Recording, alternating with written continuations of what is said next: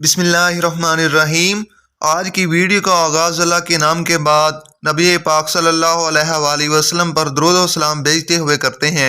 आज की ये वीडियो भी दरूद व सलाम की बरकत के हवाले से है, जिसको सुनने के बाद इंशाअल्लाह ताला आपको दरूद पाक से मज़ीद रग़बत पैदा होगी और यकीन मानिए यकीन मज़ीद बढ़ेगा। हमारा यकीन है कि इस वीडियो को सुनने के बाद आप इंशाअल्लाह ताला पहले से ज़्यादा दरूद शरीफ पढ़ना शुरू कर देंगे।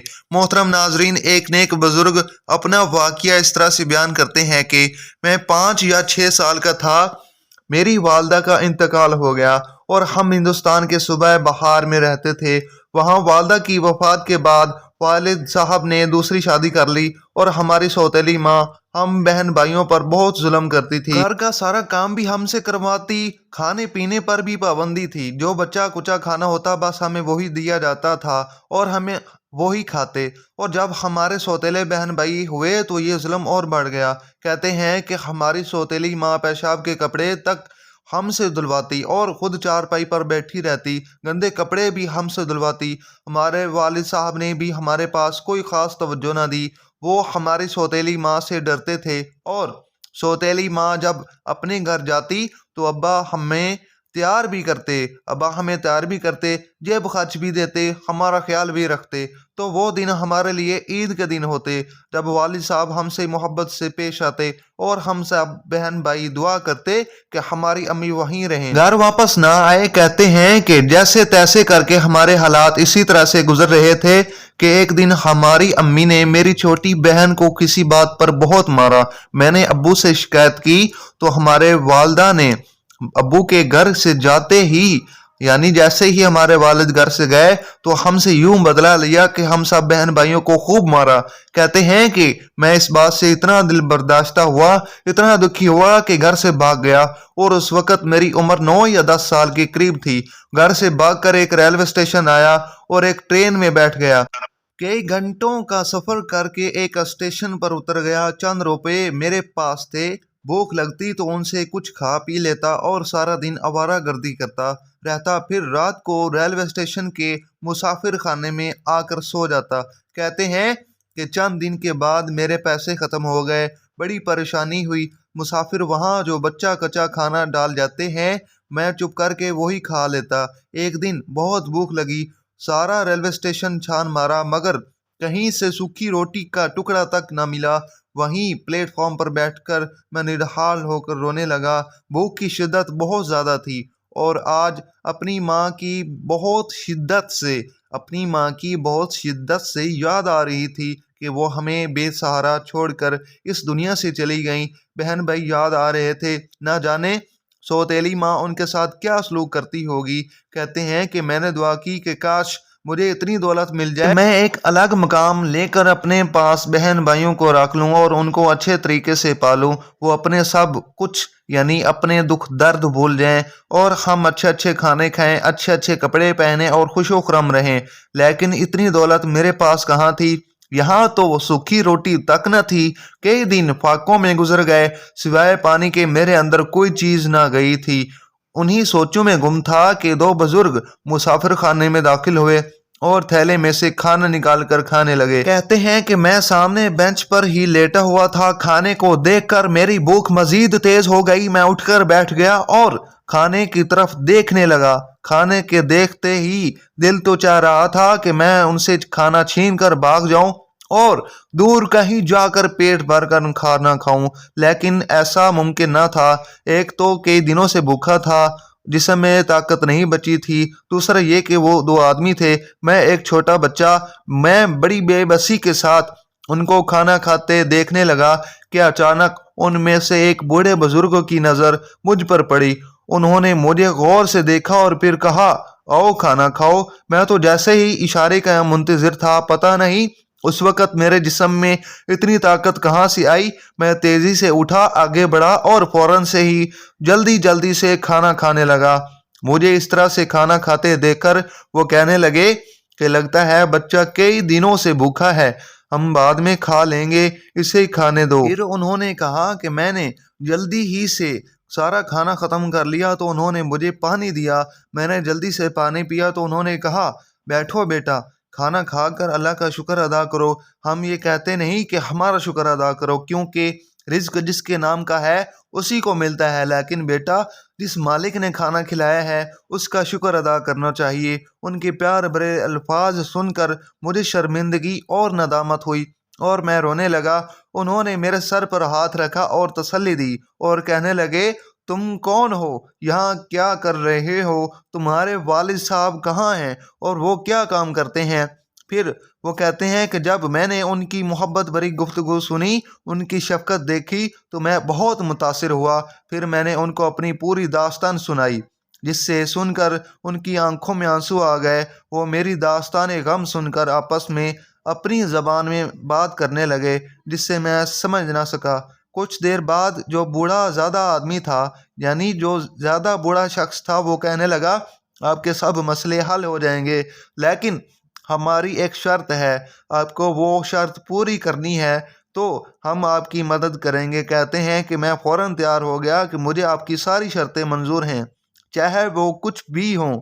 پھر انہوں نے کہا کہ بیٹا، پہلی شرط تو یہ ہے کہ آپ پابندی سے 5 وقت کی نمازیں پڑھیں اور کثرت کے ساتھ درود شریف پڑھیں۔ کہتے ہیں کہ میں نے کہا کہ مجھے نہ صرف نماز آتی ہے اور نہ ہی درود شریف آتا ہے اور نہ ہی کسی نے سکھایا ہے۔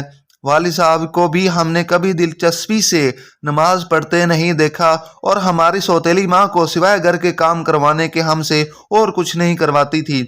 میری سارے باتیں سن کر وہ دونوں چند لمحے خاموش رہے۔ پھر دونوں نے آپس میں کچھ مشورہ کیا اور کہا کہ بیٹا ٹھیک ہے، ہم آپ کو اسی پلیٹ فارم پر ایک ہوٹل میں نوکری دلوا دیتے ہیں، جہاں آپ کو کھانا پانی بھی ملے گا اور رہائش بھی۔ آپ نے خوب محنت اور ایمانداری سے کام کرنا ہے۔ اگر آپ کی رپورٹ اچھی آئی تو مزید سوچیں گے، لیکن آپ نے اچھے کام کرنے ہیں، اچھے سے کام کرنا ہے۔ ہم سے فارغ ہونے کے بعد مسجد کے مولوی، یعنی کام سے فارغ ہونے کے بعد مسجد کے مولوی صاحب سے نماز اور قرآن پاک سیکھنا ہے اور درود شریف لازمی پڑھنا ہے اور لازمی سیکھنا ہے۔ اور پھر انہوں نے پوچھا کہ آپ کو صلی اللہ علیہ وآلہ وسلم بھی نہیں آتا، یعنی کہ آپ اتنا بھی نہیں پڑھ سکتے؟ صلی اللہ علیہ وآلہ وسلم۔ میں نے شرمندگی سے سر جھکا لیا تو انہوں نے بار بار مجھ سے کہلوایا، کہو صلی اللہ علیہ وآلہ وسلم۔ مجھے انہوں نے اس طرح سے یاد کروا دیا اور مجھے کہا کہ آپ نے اٹھتے بیٹھتے چلتے پھرتے کثرت سے پڑھنا ہے، صلی اللہ علیہ وآلہ وسلم۔ محترم ناظرین، کومنٹ باکس میں ایک دفعہ صدقہ جاریہ کی نیت سے ٹائپ کر دیں صلی اللہ علیہ وآلہ وسلم۔ اس کے بعد انہوں نے بولا کہ چلو ہم آپ کو کام پر لگوا دیتے ہیں۔ وہ مجھے لے کر ہوٹل پر گئے اور وہاں پر انہوں نے مجھے کام پر لگوایا۔ میں کھانا لے کر کھایا کرتا تھا، جیسے میرے پاس پیسے ہوا کرتے تھے۔ میں نے دیکھا کہ ہوٹل کا سارا عملہ ان کا بے حد احترام کر رہا تھا۔ انہوں نے ایک شخص سے بات کی جو انتظامیہ میں تھا، اس نے میری طرف دیکھتے ہوئے گردن ہلائی اور اس طرح میں ہوٹل پر ملازم ہو گیا۔ اپنے محسن کی ہدایت پر درود شریف کثرت سے پڑھنے لگا، نماز پڑھنا بھی سیکھ لی اور نماز سیکھنا پڑھنا یعنی سب کچھ سیکھ لیا۔ نماز پڑھنا بھی شروع کر دی۔ قریباً 6-7 سال کی عمر میں، یعنی 6-7 سال ملازمت کرتے ہوئے گزر گئے۔ مجھے پتہ ہی نہیں چلا کہ یہ ہوٹل تو میرے محسن کا ہے، جنہوں نے مجھے یہاں ملازمت پر رکھوایا تھا۔ یہی نہیں بلکہ کئی جگہوں پر ان کے ہوٹل ہیں، مسافر خانے ہیں اور سال میں 1-2 دفعہ آتے ہیں تو مجھ سے بھی ملتے ہیں اور میری جو بھی رپورٹ ہوتی ہے وہ بھی سنتے ہیں اور بڑی محبت سے پیش آتے ہیں۔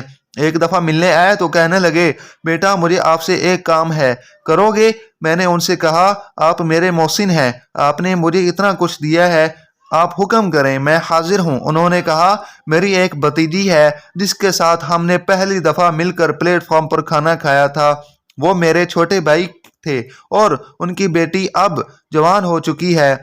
آپ بھی ماشاءاللہ اب جوان ہیں، میں چاہتا ہوں کہ آپ کی شادی ان سے ہو جائے، یعنی ان کی بیٹی سے کروا دوں۔ اگر آپ حامی بنیں؟ تو میں نے جواب دیا اگر آپ کی خواہش ہے تو میں حاضر ہوں۔ پھر انہوں نے سادگی کے ساتھ پروقار طریقے سے میرا نکاح پڑھوا دیا۔ نکاح کے چند دنوں میں مجھے اپنے بہن بھائی بہت یاد آئے اور میں نے اسی دن عہد کر لیا کہ نکاح سے فوراً فارغ ہو کر ان سے ملنے ضرور جاؤں گا۔ لہٰذا نکاح کے چند دنوں بعد میں نے اپنے محسن سے مشورہ کیا تو انہوں نے کہا کہ بیٹا ضرور جاؤ، لیکن پہلے اکیلے جانا، بیوی کو ساتھ لے کر نہ جانا مناسب نہیں، وہاں آپ کی سوتیلی ماں ہے، لڑائی جھگڑا ہو گیا تو یہ اچھا نہیں ہوگا۔ وہاں جا کر اب ان سے لڑائی جھگڑا مت کرنا بلکہ معافی مانگنا اور اپنے بہن بھائیوں کے لیے تحفے لے کر جانا، کیونکہ تحفے دینا سنت ہے، اور سارے راستے درود شریف پڑھتے ہوئے جانا۔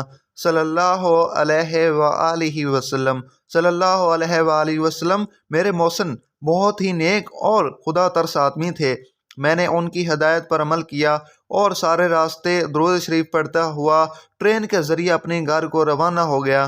جیسے جیسے گھر قریب آ رہا تھا میرا دل بری طرح دک دک کرتے جا رہا تھا، یعنی نظروں میں بہن بھائیوں کے چہرے گھوم رہے تھے۔ کہتے ہیں کہ ایک عجیب سی کیفیت تھی۔ اپنے گھر پہنچا، چھوٹے بھائی نے پوچھا کون ہو؟ میں نے کہا میں تیرا بھائی ابراہیم ہوں۔ وہ گلے لگ گیا اور زور زور سے رونے لگا۔ اتنے میں سب بہن بھائی اکٹھے ہو گئے، باری باری سب سے ملا۔ سوتیلی ماں مجھے بہت حیرت سے دیکھ رہی تھی۔